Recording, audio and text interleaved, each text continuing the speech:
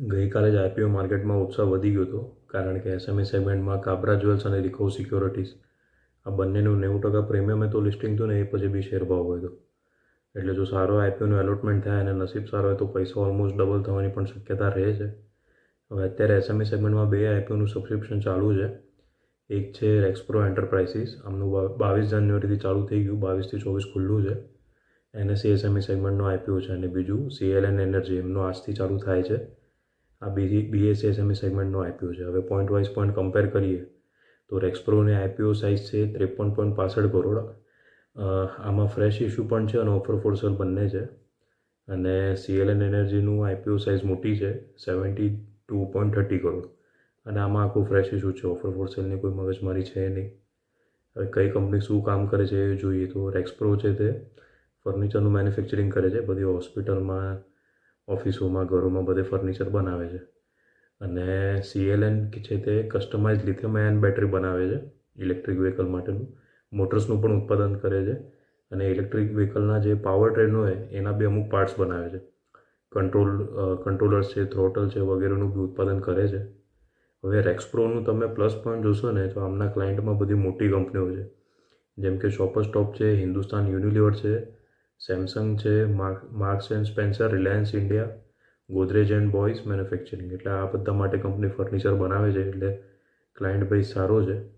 હવે સીએલએન એનર્જીનું જોઈએ તો આમનું છે તે ઇલેક્ટ્રિક વ્હીકલનું છે, એટલે એક રીતે તો શું છે, EV સેક્ટરમાં તે બધા આશાવાદી જો છે કે આમનું તો છે તે સારું જ કામકાજ રહેશે.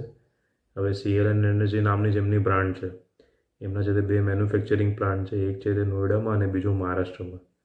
હવે નેટ પ્રોફિટ માર્જિન જોઈએ તો રેક્સપ્રોનું છે 6.25%, સીએલએનનું વધારે છે 7.38%. હવે રેક્સપ્રોનું આપણે બંનેનું જોઈએ પ્રોફિટ ગ્રોથ તો 22-23માં રેક્સપ્રોનો નેટ પ્રોફિટ હતો 63 લાખ, પછી 23-24માં વધીને થઈ ગયો 5.18 કરોડ, અને પછી આ કરંટ ફાઇનાન્શિયલ યર એટલે એપ્રિલથી સપ્ટેમ્બર એન્ડ સુધીમાં થઈ ગયો એમનો 4.08 કરોડ. એટલે છે તે આ વખતે પ્રોફિટ વધી શકે.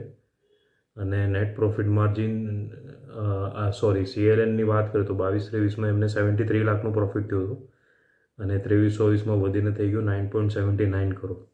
અને કરંટ ફાઇનાન્શિયલ યરના સપ્ટેમ્બર એન્ડ સુધીમાં અત્યારે 4.64 કરોડના પ્રોફિટમાં એ કંપની છે.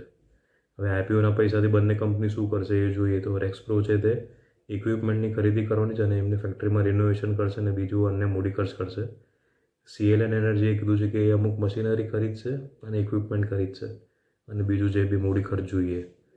હવે જોઈએ કે કયો આઈપીઓ સારો છે, કયો ભરવો. તો હવે રેક્સપ્રોનો ક્લાયન્ટ બેઝ સારો છે, એ એક પ્લસ પોઈન્ટ છે. અને ગ્રે માર્કેટમાં અત્યારે એમનું પ્રીમિયમ બપોર સુધીમાં 13.75% હતું, એટલે એકદમ કાંઈ બમ્પર લિસ્ટિંગ થાય એવી બી હોપ નહીં રાખતા.